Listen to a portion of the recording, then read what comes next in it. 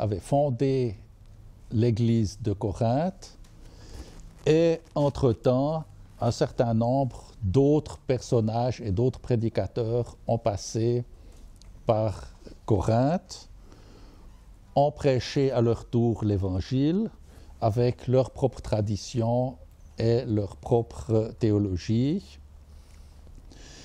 Et la situation, au fond, Paul, là aussi, a l'impression que règne un certain nombre d'incertitudes et en particulier, on lui fait un certain nombre de reproches. D'abord, on estime qu'il manque d'autorité et de prestance. Un prédicateur de l'Évangile devrait, par sa tenue, par sa manière d'être et par sa présence, signifier l'Évangile lui-même. D'autre part, les Corinthiens estiment que Paul se manifeste fort dans ses lettres par écrit, mais que quand il est présent, il est décevant et qu'il est faible. Et puis, ce qu'il faut dire, c'est que dans les prédicateurs qui ont passé à Corinthe, parmi eux, il y a en particulier des prédicateurs qui peuvent se vanter d'avoir eu des révélations très particulières et des expériences religieuses notoires qui, à leur avis, leur donnent une autorité particulière que Paul ne partage pas. Et alors, Paul répond, non pas en se défendant, ce qui n'aurait pas de sens, et placerait la réponse au même niveau que les reproches qu'on lui fait, mais il répond en revenant à ce qui fait l'essentiel de l'Évangile. Et ce à quoi nous assistons dans les chapitres 4 et 5 de la deuxième épître aux Corinthiens, c'est en fait à la poursuite d'une réflexion sur le relèvement, le réveil d'entre les morts et sur la réflexion sur la vie et sur la mort. Je vous propose que nous lisions ensemble tout d'abord la fin du chapitre 4 et puis je ferai quelques brefs commentaires.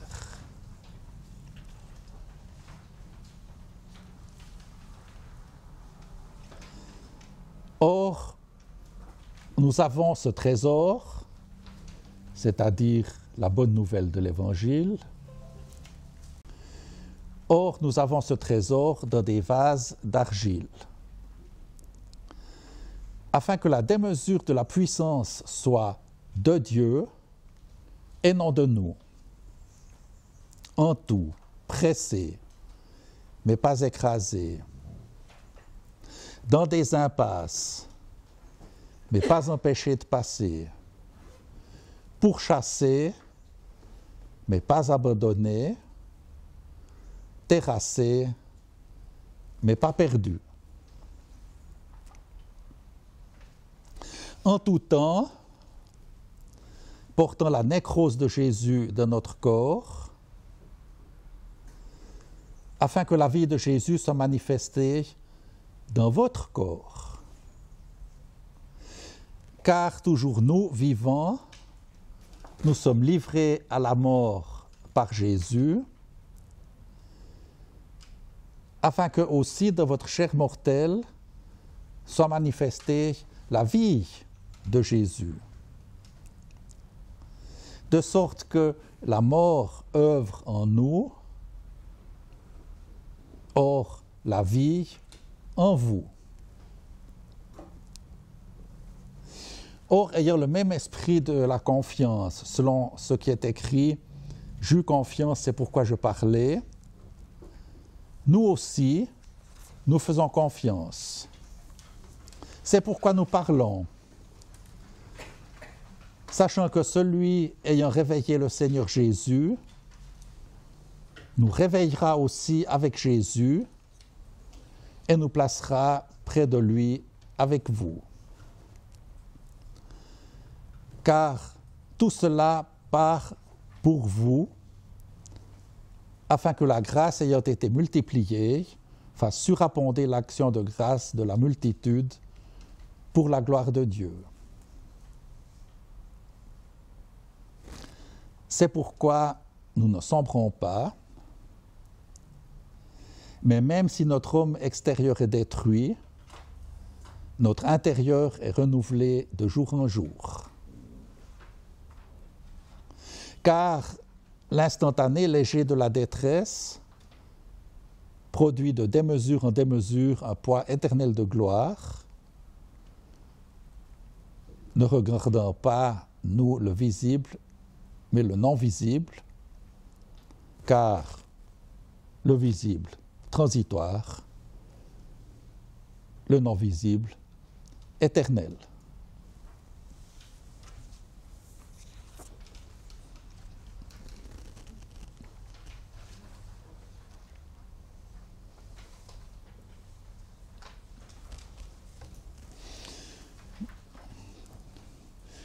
On comprend ici, je crois, que Paul ne travaille pas avec une succession vie, mort, résurrection, comme on l'a dans la chronologie qu'on aurait déjà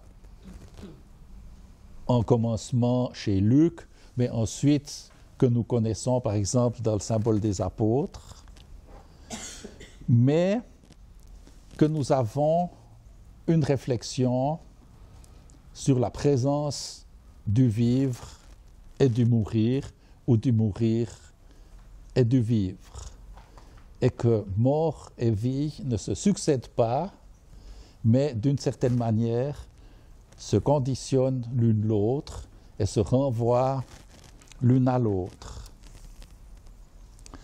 Et je crois que cette conjonction ou cette solidarité du mourir et du vivre se trouve déclinée de trois manières dans le développement que nous avons ici dans cette lettre de Paul à Corinthe.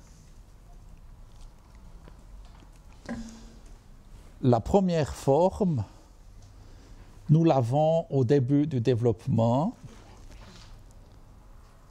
en fait dans les versets 7 à 9.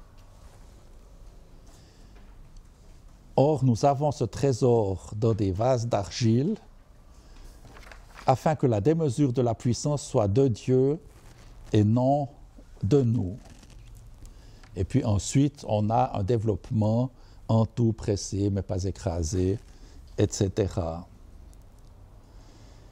Et vous voyez que ce que nous avons ici, c'est l'opposition apparente entre les vases d'argile et le trésor, c'est-à-dire entre la fragilité de l'apôtre et la force libératrice de l'Évangile. Mais vous voyez que ces deux éléments de la fragilité de l'apôtre et de la force libératrice de l'Évangile ne sont pas en tension, ne sont pas contraires, mais au contraire se conditionnent l'une l'autre.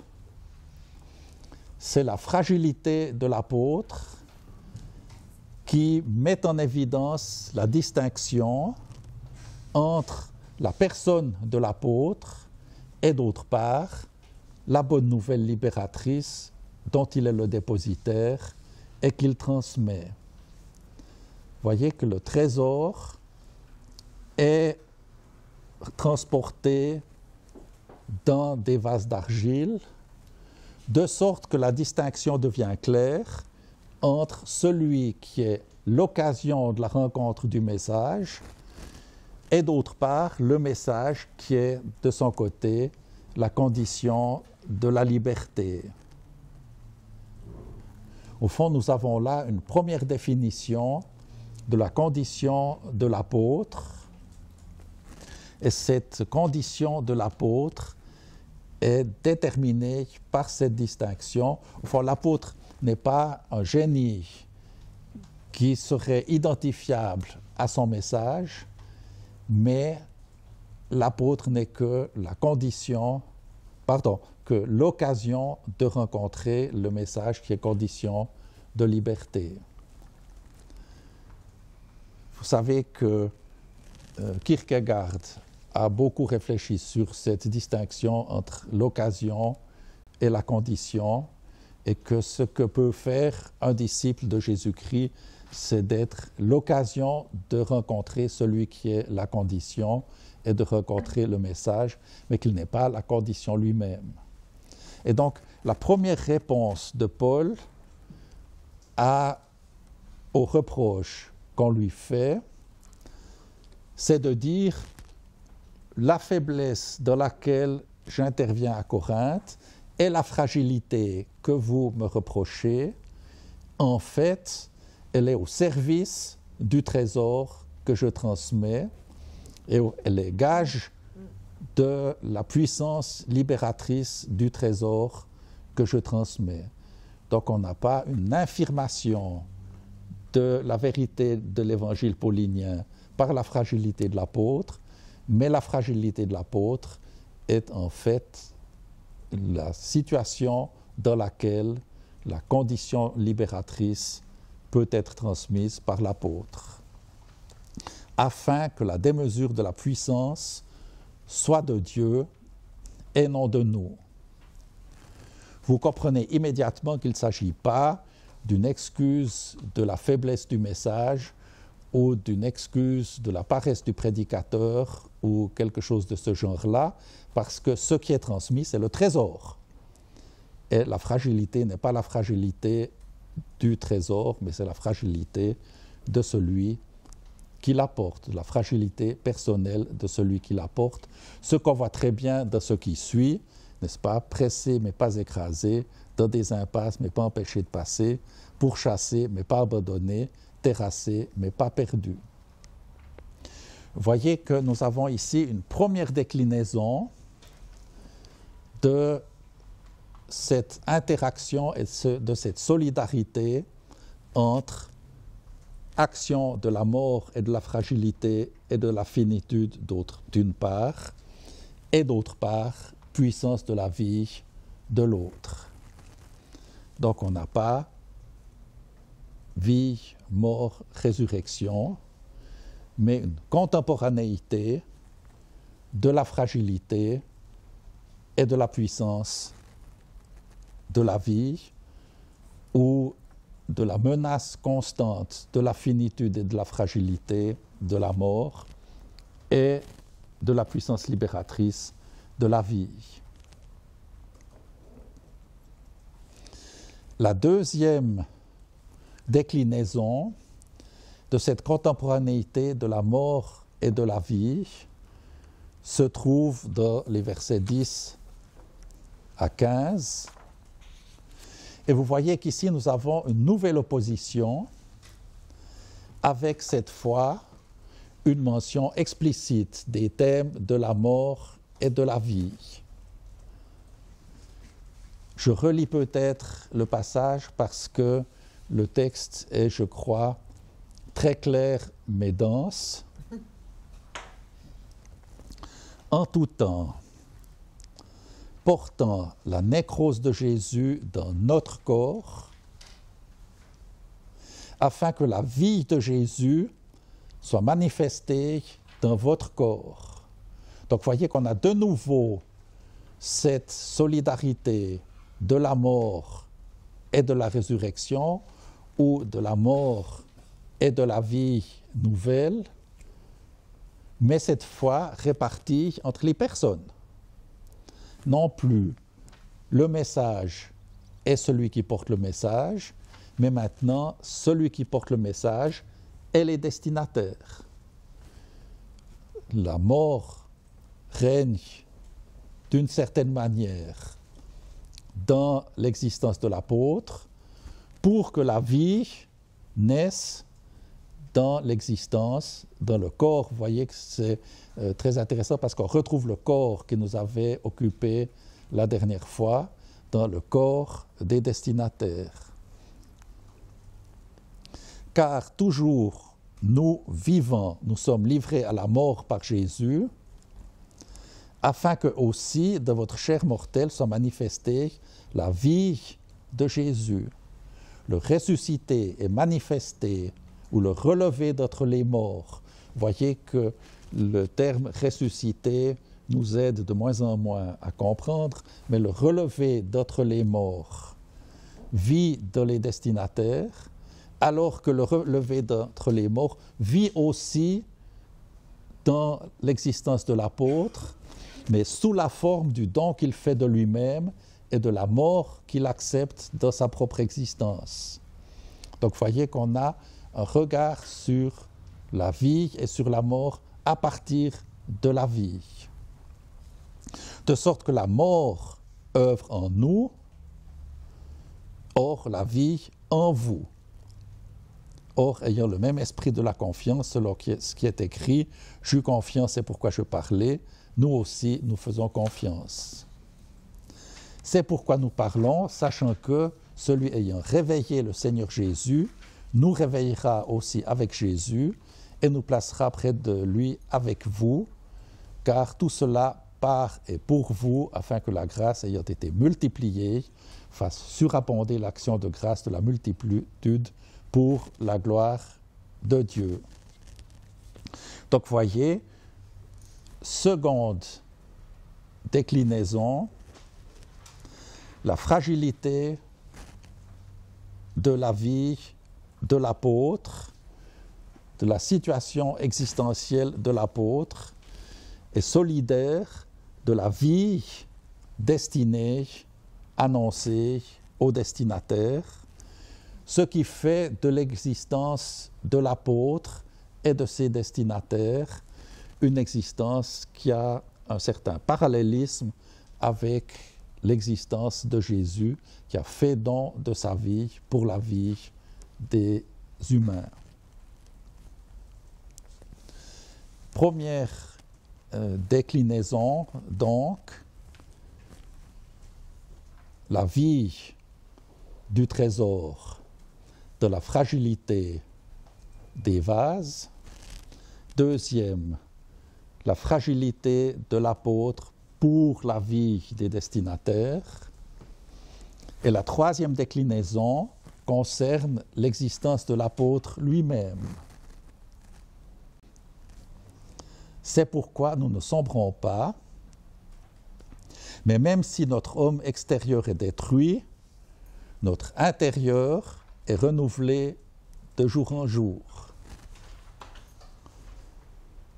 Car l'instantané léger de la détresse produit de démesure en démesure un poids éternel de gloire, ne regardant pas nous le visible mais le non visible, car le visible transitoire, or le non visible éternel. Vous voyez que maintenant, dans la vie, la mort et la vie règnent ensemble dans l'existence de l'apôtre. Et nous avons de nouveau une solidarité, non plus entre la fragilité des vases et la force du trésor, non pas entre le don que l'apôtre fait de sa vie et la vie donnée au destinataire, mais maintenant entre la fragilité extérieure de l'apôtre et la force de vie de l'homme intérieur. C'est-à-dire que ce qui apparaît maintenant dans cette solidarité entre mort et résurrection, c'est en fait une certitude de confiance qui est la certitude donnée par le réveil d'entre les morts, à l'intérieur même de la situation fragile dans laquelle l'apôtre se trouve de jour en jour. Au fond, l'apôtre n'est pas livré à la situation fragile et au danger qui s'accumulent dans son existence apostolique. Il n'y est pas livré parce qu'en fait, l'homme intérieur est fortifié et vivifié de jour en jour.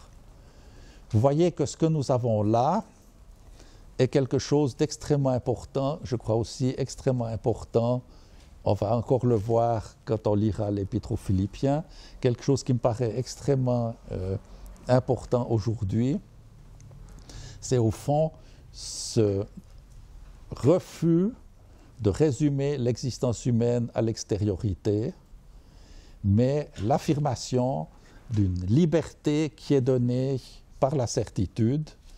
Et je pense que nous avons dans cette deuxième épître aux Corinthiens une attestation de la naissance de ce qui apparaîtra dans l'histoire intellectuelle occidentale, l'histoire spirituelle occidentale, comme ce qu'on appelle l'humour, c'est-à-dire la possibilité de prendre distance par rapport à ce qu'on vit, de prendre distance par rapport à sa propre fragilité, de prendre distance par rapport à soi-même et de ne pas se laisser détruire par la fragilité et la finitude et les destructions extérieures.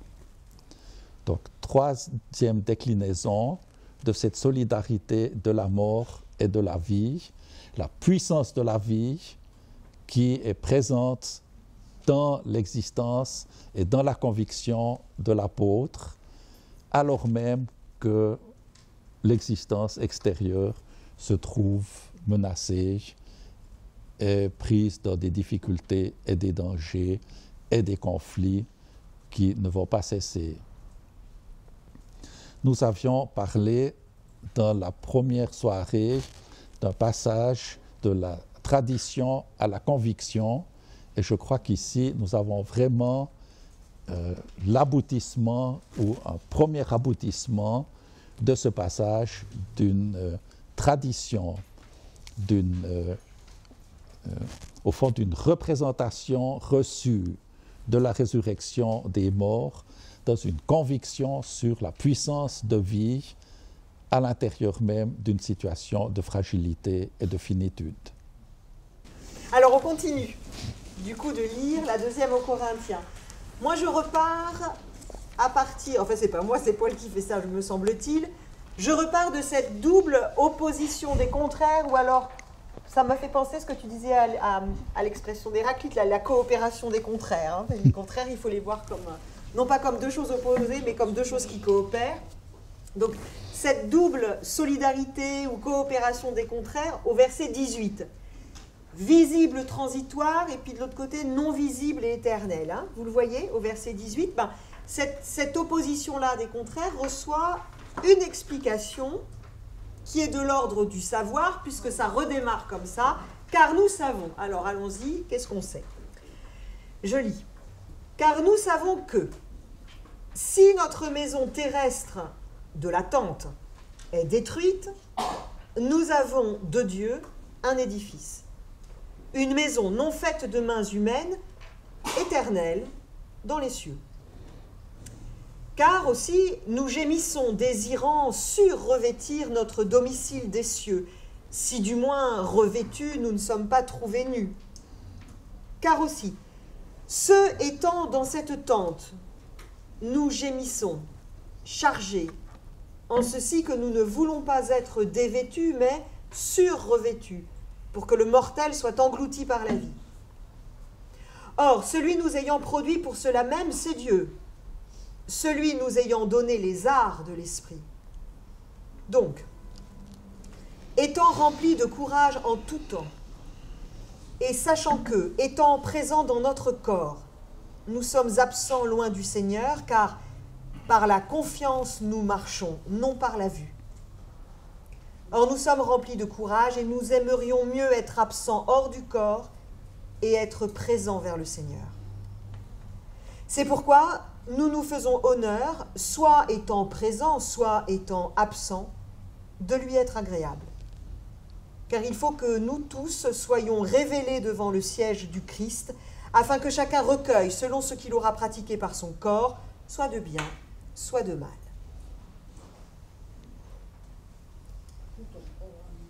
Tout un programme, exactement. Exactement. Alors, la traduction littérale aussi qu'on vous propose, littérale, disons, la traduction est volontairement un peu brutale, celle qu'on vous propose, donc ça fait apparaître un peu les nœuds et les aspérités, mais c'est bien le but d'un travail de traduction de travail. C'est quand même, ici, on voit bien que nous avons affaire quand même à de la poésie. Je dis ça parce que vous avez un certain nombre d'images qui s'accumulent dans ce passage, des images qui décrivent la condition apostolique comme, au fond, comme une histoire personnelle, constamment prise en tension entre deux pôles. Je reviens et je m'appuie sur ce que tu faisais remarquer dans les versets précédents. Ces tensions entre deux pôles, on les repère facilement. Une tente terrestre détruite, une maison éternelle dans les cieux, verset 1. Les versets 2 à 4, dévêtus, surrevêtus. Verset 6, présent dans le corps, absent loin du Seigneur.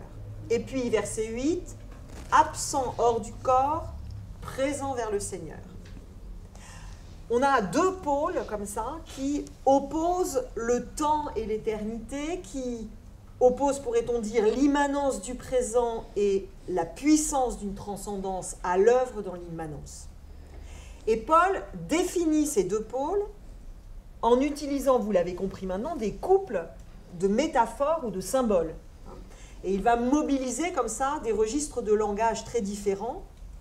Mais la vérité de Paul, voyez-vous, on l'avait dit, je me souviens, à la première discussion, au fond, nous avions commencé comme ça. Vous voyez comment, au fond, il travaille. Il y a une vérité qui se dit, et elle se dit en langage poétique, c'est-à-dire qu'il travaille le langage lui-même, l'épaisseur du langage pour dire sa conviction.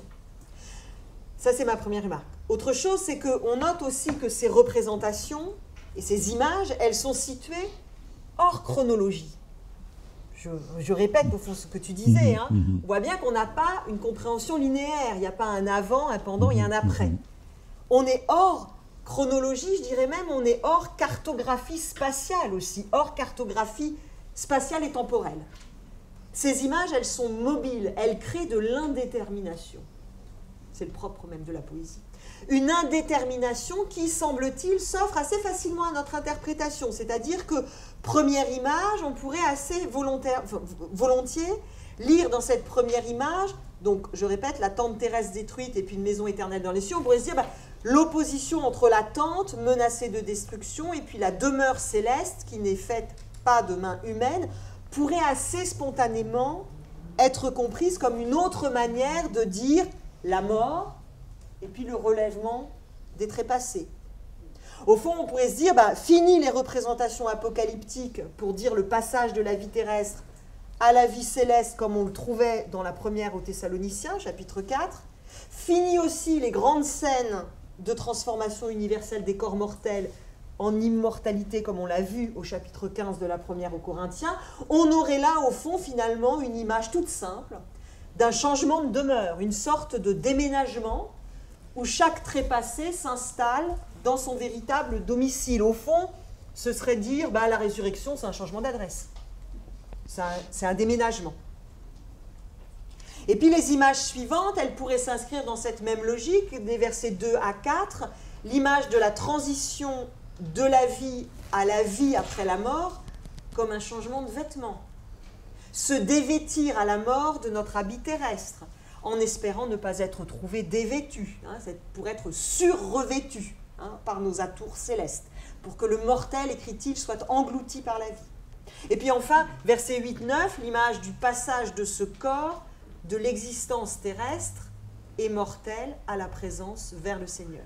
Cette lecture, au fond, elle est possible. Le langage poétique dans lequel travaille Paul le permet.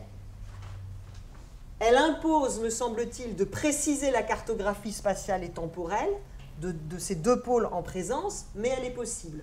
Et vous voyez que là, au fond, vous donnez une cartographie temporelle et vous donnez une cartographie chronologique à ce qui n'en a pas dans le texte. Et précisément parce que ça n'en a pas dans le texte, on peut lire encore autrement. C'est-à-dire qu'on pourrait aussi rapprocher l'image des deux demeures, la tente terrestre et la maison céleste, de celle qui la précède immédiatement, celle des deux hommes que tu as lu pour nous ce soir, l'homme extérieur et l'homme intérieur. Je relis le verset 16 du chapitre 4 et je relis le verset 1 du chapitre 5.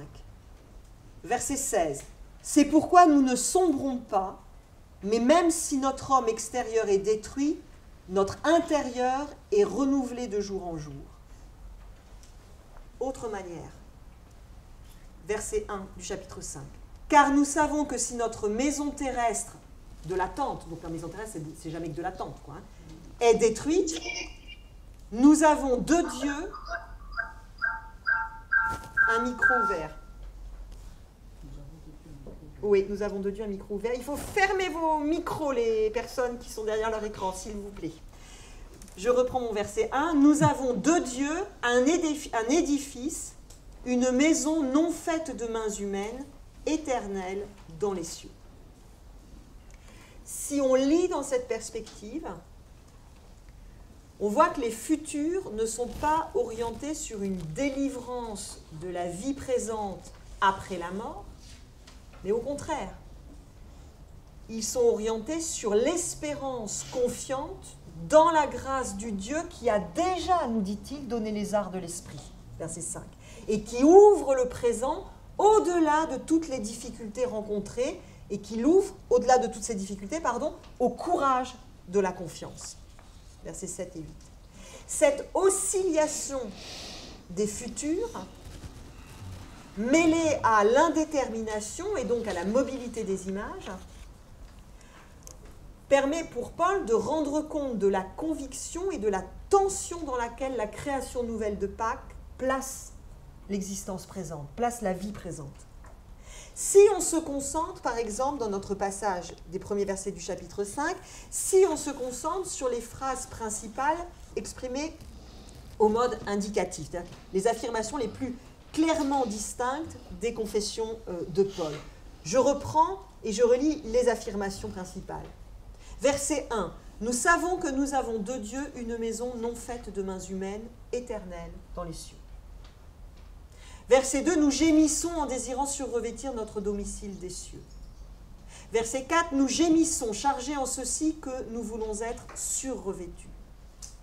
Verset 8, or nous sommes remplis de courage et nous aimerions mieux être absents hors du corps et être présents vers le Seigneur. Verset 9, c'est pourquoi nous nous faisons honneur de lui être agréables. Verset 10, car il faut que nous tous soyons révélés devant le siège du Christ. Il y a un glissement qui a opéré depuis l'affirmation d'une certitude quant au sort des trépassés que nous avions à 1 Thessaloniciens 4, depuis l'insistance première de Paul sur la réalité corporelle du relèvement des corps qu'on a vu en 1 Corinthiens 15, il y a un glissement qui a opéré parce que maintenant, place est faite ici à une interprétation, j'ose le gros mot, existentielle.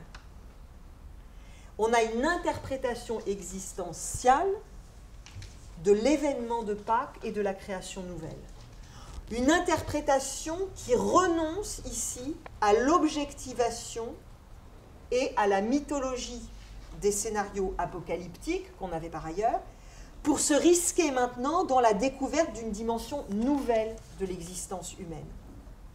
La distinction paulinienne que tu as soulignée entre l'homme extérieur et l'homme intérieur construit précisément l'architecture d'une conscience de soi et d'une vie spirituelle de l'individu qui se découvre comme sujet, auteur en première personne, à la fois libre et responsable, parce que capable, comme tu nous l'as expliqué, capable d'intégrer ses fragilités dans son autobiographie, et pour cette raison, capable d'être émancipé des assujettissements extérieurs.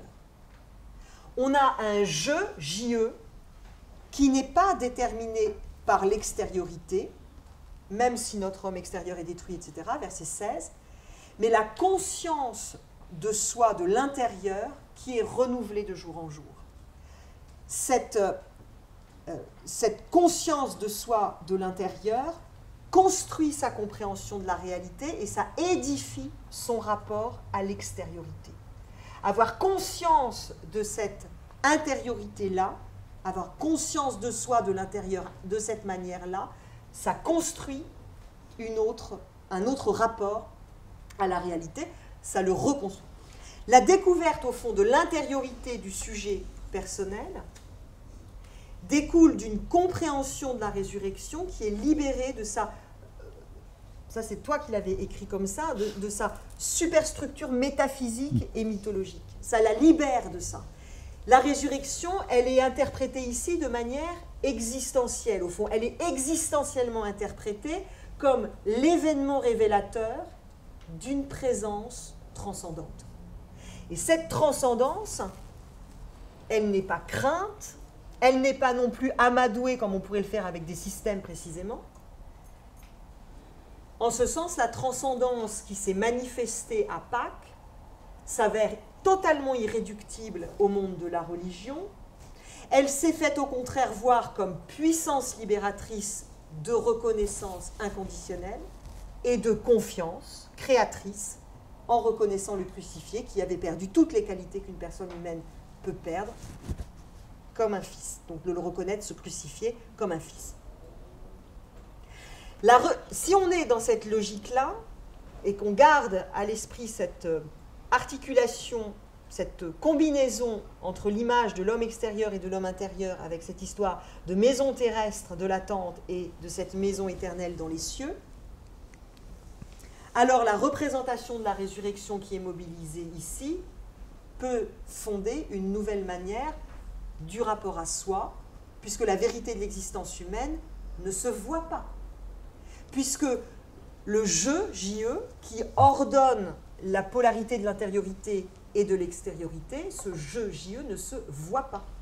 Le moi de l'apôtre, pour le dire encore autrement, n'est pas le produit des circonstances. Il ne se constitue pas par le regard des autres, ni même par son propre regard. Il est nouvelle création. Nouvelle création de la transcendance. Cette nouvelle création de la transcendance est révélée par les apparitions du Seigneur crucifié et relevé, et c'est devant cette seule transcendance qu'il aura en définitive à rendre compte. Une fois le chemin accompli, c'est uniquement devant cette transcendance-là qu'il aura à rendre compte de ses actes courageux, libres et responsables. C'est ainsi qu'il termine au verset 8 à 10 cette partie du raisonnement. Or, nous sommes remplis de courage et nous aimerions mieux être absents hors du corps et être présents vers le Seigneur. C'est pourquoi nous nous faisons honneur, soit étant présents, soit étant absents, de lui être agréable, car il faut que nous tous soyons révélés devant le siège du Christ, afin que chacun recueille, selon ce qu'il aura pratiqué par son corps, les revoilà, soit de bien, soit de mal. C'est ainsi que nous quittons la correspondance corinthienne. C'est dans ce dialogue avec Corinthe que Paul a mené sa réflexion de manière tout à fait constante et vous le voyez de manière renouvelée également. Il a mené ainsi sa réflexion sur la question de la résurrection. Et dans toutes ces étapes que nous avons vues à travers cette correspondance corinthienne, une chose est quand même tout à fait impressionnante, je dirais. C'est que Paul ne se répète pas. Il mène le débat sur la résurrection et dans le dialogue, et il ne cesse de chercher à élaborer et à formuler une parole qui soit cohérente sur la mort, sur le rapport de la mort et de la vie, sur le sort des trépassés à partir de l'expérience singulière selon laquelle, je le cite, Dieu a révélé en lui Jésus crucifié comme son Fils. C'est une véritable exploration de cette conviction.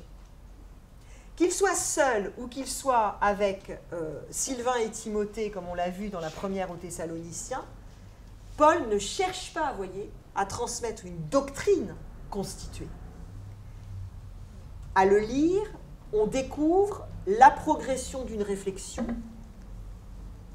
qui continue, qui est à la recherche d'un langage, d'une formulation critique, je disais en introduction, pour dire la conviction de l'Évangile face à la mort. Et on le voit dans cette partie de la deuxième aux Corinthiens, et je m'arrêterai juste là, c'est au fond le jeu, alors là cette fois J-E-U, et même les jeux, on va s'offrir le X, les jeux dans le langage que Paul effectue. Et on voit vraiment le travail, je reviens à ça de cette ouverture de notre discussion sur la résurrection lors de la première rencontre, c'est que c'est vraiment un travail en cela poétique. C'est un travail qui manie le langage à la recherche de la chose vivante que ce langage peut lui servir à désigner. Dans la chronologie, nous avions tout d'abord la première aux Thessaloniciens. Ensuite, nous avons eu la correspondance corinthienne, 1 Corinthien la dernière fois, 2 Corinthiens aujourd'hui. Et les 3 derniers documents littéraires que nous avons, dans lesquels Paul est en débat sur la question de la vie et de la mort, c'est l'Épître aux Romains, dont nous avons parlé lors de notre première rencontre, l'Épître aux Galates, avec laquelle nous avons commencé cette 3e rencontre, et maintenant l'Épître aux Philippiens. Et dans cette Épître aux Philippiens, Paul réfléchit maintenant à sa situation existentielle et personnelle devant l'éventualité de la mort. Paul écrit cette lettre qui est en fait une lettre amicale à ses amis de Philippe, alors qu'il se trouve en prison. On ne sait pas très bien où, c'est d'ailleurs peu important pour la compréhension de la lettre. Paul se trouve en prison et ne sait pas s'il va en sortir ou non, et s'il en sort, s'il en sortira mort ou vivant. Et alors nous avons maintenant une confession de l'apôtre devant cette situation de l'incertitude devant la vie ou la mort. Et je me réjouirai encore, car je sais que cela, donc procès s'il y a procès, ou issue de l'emprisonnement, je sais que cela tournera pour moi, selon moi, par moi, vers salut, à travers votre prière et la contribution de l'Esprit de Jésus-Christ. Selon mon attente et mon espérance, parce que je ne serai confondu en rien.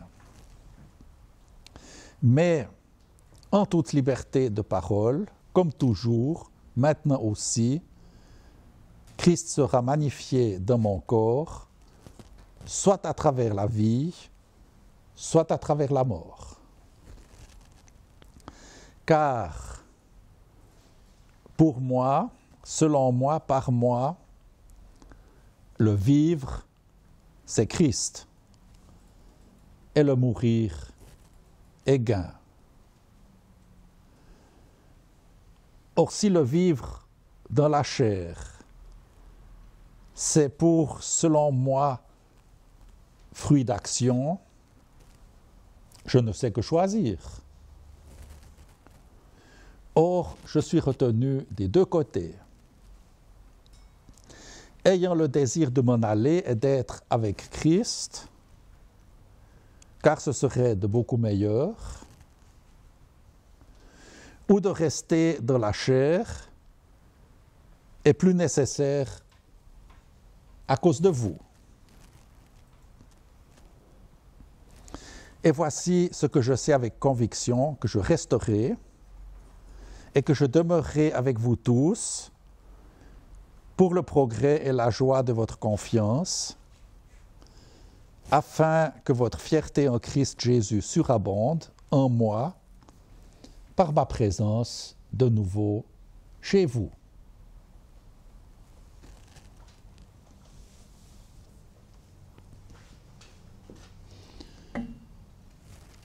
Je pense que cette confession de Paul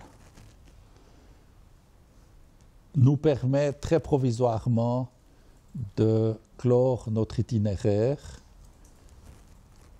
par un certain nombre de réflexions. D'abord, évidemment, on se pose la question, qu'est-ce que ça veut dire m'en aller et être avec Christ?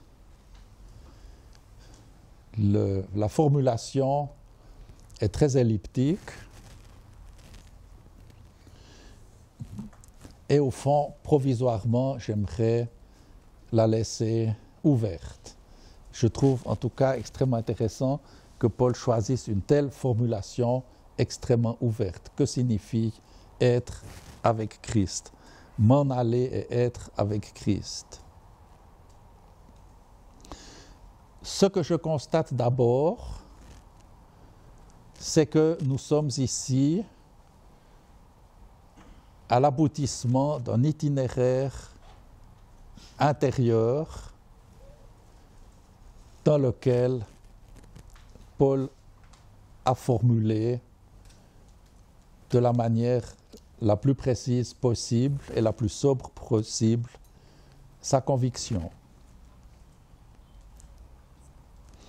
Nous avons vu en cours de route une grande diversité d'images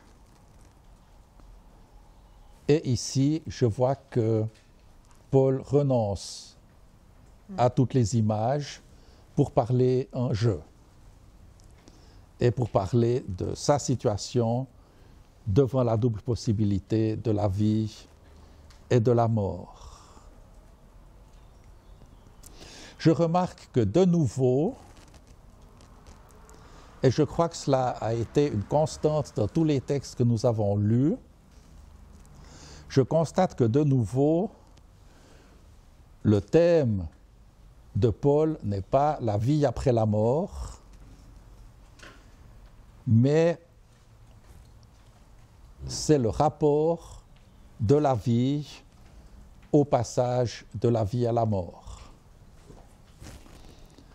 Au fond, cela me frappe que nous n'avons chez Paul aucune image et aucune représentation de l'existence après la mort comme on l'aurait chez Homère ou chez Platon ou chez Virgile ou chez Dante ou dans les tableaux de Jérôme Bosch, mais que, au fond, la réflexion de Paul se concentre en fait sur le seuil et que son thème, ce n'est pas la vie après la mort, mais c'est le rapport de la vie au vivre et le rapport de la vie au mourir, ce qui me paraît quelque chose d'assez différent. Et que la question, c'est celle de la prise de congé et de la prise de congé en Christ comme réconciliation universelle, et on l'a vu en particulier dans 1 Corinthiens 3, réconciliation universelle dans le pardon et la justification.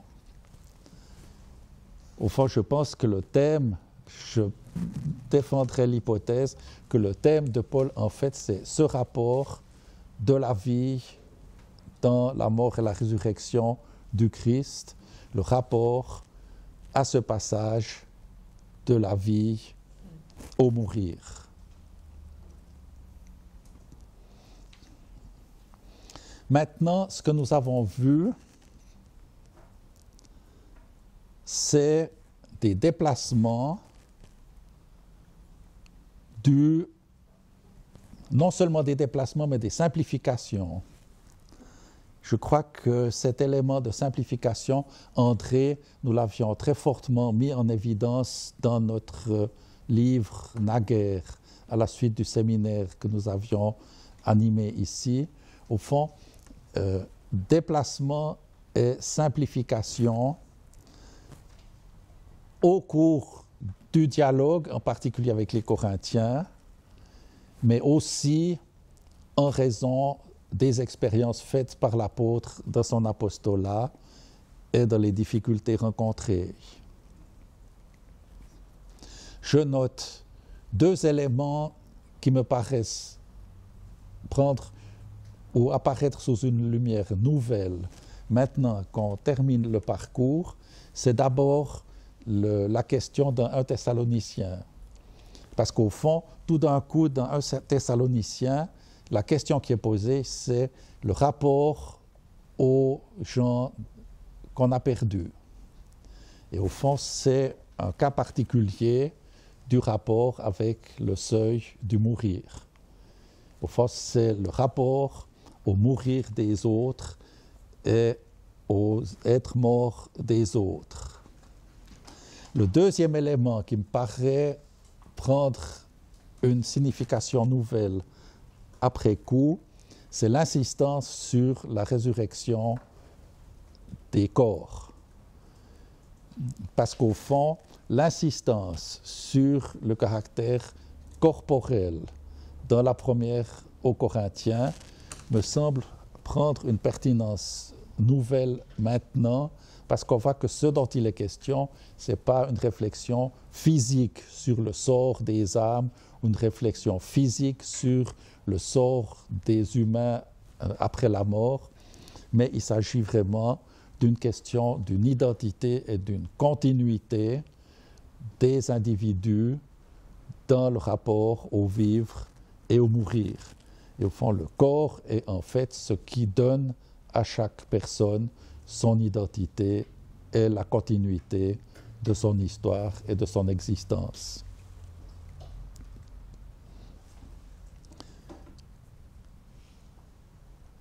Je termine par la remarque suivante.